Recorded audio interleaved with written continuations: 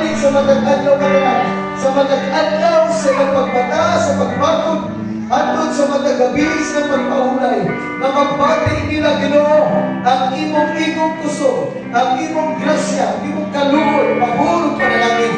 Salamat Ginoo sa bayong lawas sa matag-adlaw kananan. Ang ibadlong at ang agenda plano sa iyo ang patong kanila.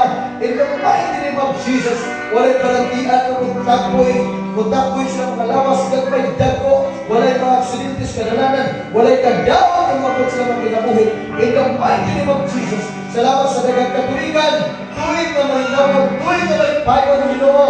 Lord, tunay mga surpresa panalangin, tanang buhat silang kamot, tanang tikak silang tiil, imong paboran, imong panaliginan.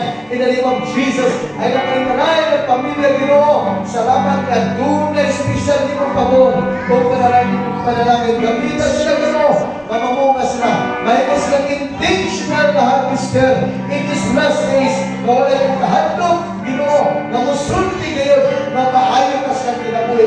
Ngay ikaw ka Diyos, Lord, na nagpuyo sa at sa tagsa mga kinabuhi, na lamang sa mga makita ka Lord, sa ilang adlaw-adlaw na pagkinabuhi din. Salamat din niya ka, puntahan Ginoo sa mga kongregasyon Ginoo, na nag-iusa kami sa pag-release Ginoo sa pagpilisyon panalangin, alang meaning ng mga kinabuhi, na nagsaulog Ginoo sa ilang birthday, sa tibok bulan Ginoo sa kumari.